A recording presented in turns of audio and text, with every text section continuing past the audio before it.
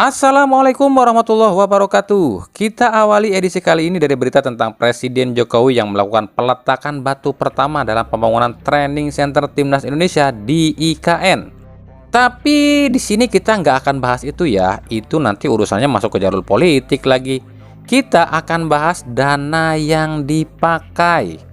Jadi dalam pembangunan TC Timnas di IKN ini ada dana dari FIFA sebesar 86,9 miliar rupiah dan dana dari pemerintah 90 miliar. Nah, yang perlu dicatat di sini adalah ini pertama kalinya dalam sejarah FIFA mau ngasih duit ke sebuah federasi buat bikinin fasilitas sepak bola loh. Belum ada satupun negara yang pernah dihibahkan duit oleh FIFA. Apalagi dengan kata-kata hibah loh ya. Kata-kata hibah dalam Kamus Besar Bahasa Indonesia itu artinya adalah pemberian dari seseorang yang masih hidup kepada orang lain secara cuma-cuma dan tidak dapat ditarik kembali atas barang bergerak maupun barang tidak bergerak. Secara sisi positif, kami sih mengapresiasi kebaikan FIFA dalam membantu keuangan PSSI. Tapi jangan lupa, ini zaman modern. Hari gini gratis, mimpi nggak sih? Wong kencing aja bayar kok 2.000 sampai goceng. Ini gratis 86,9 miliar loh. Jujur kami sih berharap nggak akan ada yang namanya udang di balik bakwan. Enak tuh kalau udang di balik bakwan, tinggal makan ya nggak? Tapi kalau ada udang di balik batu ya ini yang repot, bisa remuk tuh udangnya. Sama kayak kasus ini, kalau ada niat lain dari FIFA ini yang bahaya. Jangan suuzon bang. Iya aneh ngerti, aneh kagak boleh suuzon. Tapi aneh nggak sih? Negara yang seharusnya kena sanksi akibat berbagai macam konflik, tapi tiba-tiba justru jadi tangan kanan FIFA. Bahkan FIFA punya kantor pribadi di Jakarta dan katanya kantor di Jakarta ini akan jadi kantor kedua FIFA di dunia setelah di Zurich, Swiss. Tapi ya semoga aja niatan FIFA ini tuh tulus dan sepak bola Indonesia bisa go internasional. Sebab kalau udah FIFA yang ngomong yang bicara, siapa coba yang mau nentang? AFF, AFC, mana paten? Tapi kalaupun nantinya ada embel-embel lain di belakang ini semua, berarti kami udah bikinkan prediksinya loh ya. Dah kita akan lihat nanti.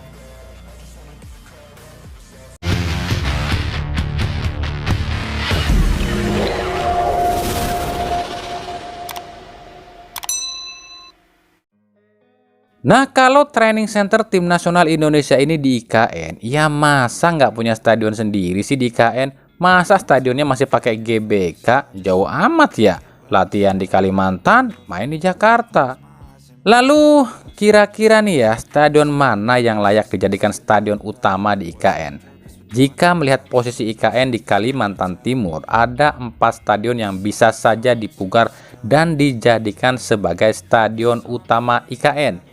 Yakni Stadion Segiri Samarinda miliknya Borneo FC, lalu ada Stadion Palaran di Samarinda, ada Stadion Batakan miliknya Persiba Balikpapan, dan Stadion Aji Imbut di Tenggarong miliknya Mitra Kukar.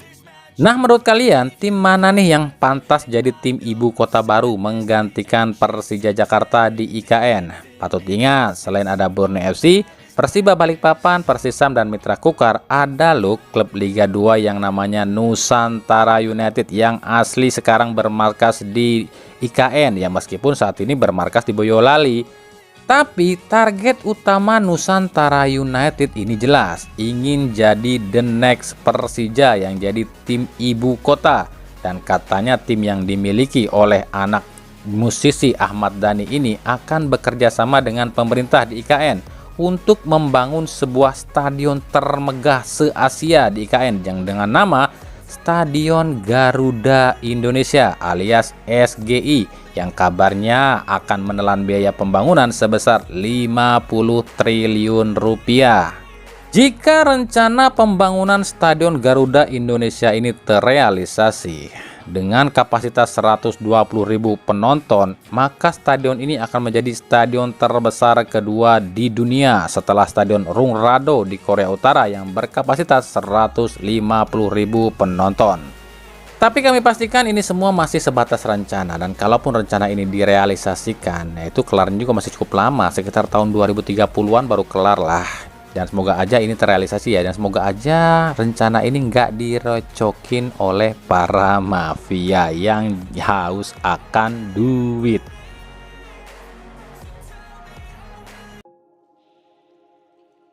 Lanjut kita ke berita klub ya. Buat yang nanya kemarin, Bang, itu kelanjutan kasus jersey dan logo Persib yang diinjek oleh oknum di Jakarta gimana, Bang? Kami jujur nggak tahu kelanjutannya ya. Yang pasti kami sudah mengirimkan video rekamannya serta link videonya pada pihak Persib. Tapi sejauh ini nggak ada respon sama sekali. Ini artinya kasus ini bukan urusan kami lagi. Dan kami tegaskan di sini kami nggak ada maksud apa-apa dengan mengupload video seperti ini ya. Kami cuma ingin mengedukasi saja. Jika siapapun orangnya adalah tindakan yang sangat tidak terpuji jika dengan sengaja menginjak logo atau merek yang jadi kebanggaan masyarakat daerah tertentu. Mau itu logo Persib, mau itu logo Persija, mau itu logo Persebaya ataupun logo klub lain. Ingat, menginjak dengan sengaja loh ya. Kalau keinjak nggak sengaja sih ya wajar, namanya juga nggak sengaja. Kami pun sudah coba mencari tahu apa ada perwakilan Persib yang mendatangi kepolisian buat laporkan hal ini.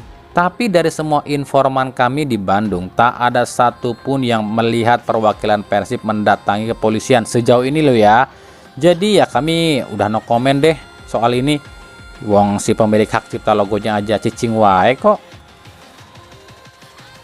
Nah katanya sih si pelaku ini udah minta maaf nih. Doi ini cuma buat video ditemanin dua temennya cuy. Dia bilang nggak usah manas-manasin lagi. Coba deh simak aja video klarifikasinya. Mohon maaf nih sebelumnya untuk yang video-video yang tersebar. Ini yang saya tanjangin. Untuk saya tanjangin itu yang saya tanjangin, real saya tanjangin, bajunya saya ambil. Tapi bajunya saya kasih lagi ya. Di TKP itu nggak ada pemukulan, nggak saya apa-apain juga, saya cuma ada bajunya. Terus dia kan lagi kerja nih, mohon maaf juga nih yang di video. Tapi saya kasih baju lagi kok, nggak dia apa-apain aja. Ini juga di TKP saya nggak apa-apain, nggak saya pukul, nggak saya apa-apain, cuman saya minta bajunya aja, terus saya kasih bajunya lagi. Untuk yang ada di video, mohon maaf nih, nggak usah manas-manasin gitu aja. Terima kasih. Gimana menurut kalian? Kalau buat kami, ya kalau cuma minta maaf sama kuli bangunan sih oke lah, bisa diterima. Tapi gimana dengan injak logo Persib? Kan harusnya minta maaf sama seluruh warga Jabar dong yang jadi pendukung Persib. Nah, gimana menurut kalian nih? Di sisi lain seperti kita tahu, dalam menghadapi Bayangkara FC, Persib resmi mencoret 3 pemain. Mereka adalah Rahmat Irianto, Robby Darwis, dan Beckham Putra yang 2 diantaranya memang masih berada di timnas Indonesia. Sementara di kubu Bayangkara FC tetap dipimpin oleh Emral Abus. Sebab katanya Abah Gomez ini masih ada kendala cuy. Ngerti kali kendala apa?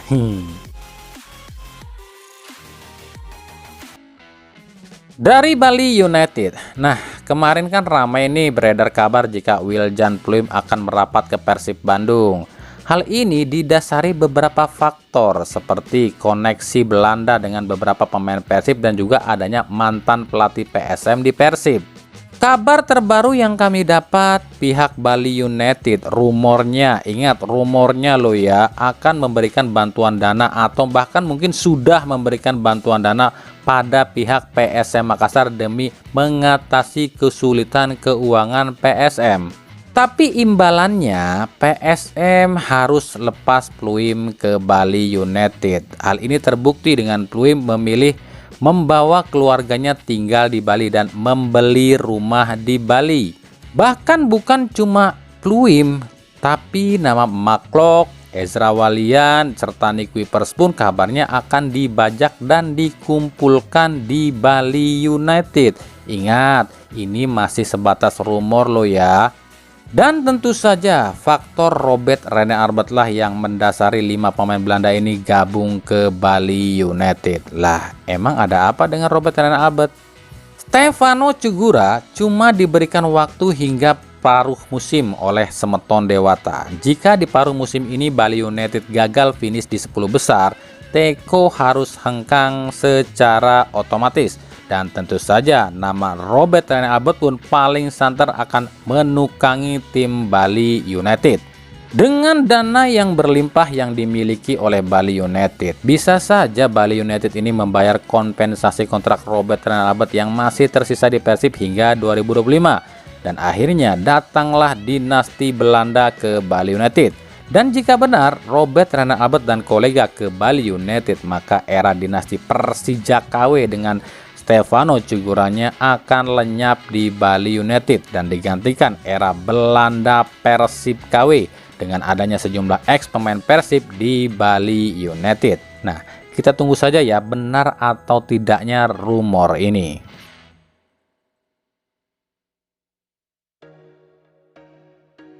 Dari Barito Putra kemungkinan akan merelakan Gustavo Tocantins untuk hengkang ke Persija. Apalagi kita tahu tipikal Rahmat Darmawan ini biasanya tak akan mencegah pemain jika sang pemain udah nggak betah. Tentu saja dengan alasan gaji yang lebih besar dan bermain di tim elit jadi pertimbangan Tocantins untuk merapat ke Persija.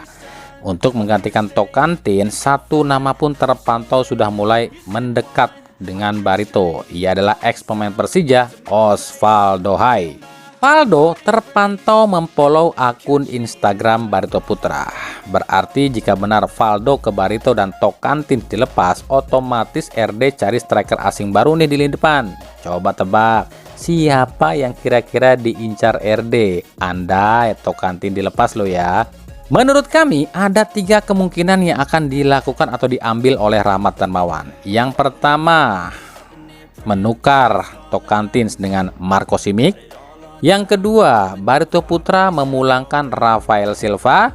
Yang ketiga, RD ambil pemain asing baru yang tentu saja yang paling mungkin adalah Bruno Katanhede. Kenapa Bruno Katanhede? Sebab kontrak Katanhede di klub Vietnam akan berakhir di jendela transfer ini. Menarik banget ya, kita nantikan.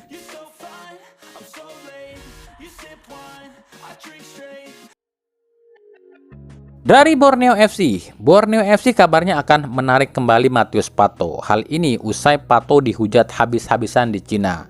Sejak didatangkan ke tim Shandong Tyson, penampilan Pato emang jauh menurun. Sudah tampil 5 kali, cuma bisa cetak 1 gol dan 1 assist. Bahkan Pato belum pernah main full 90 menit.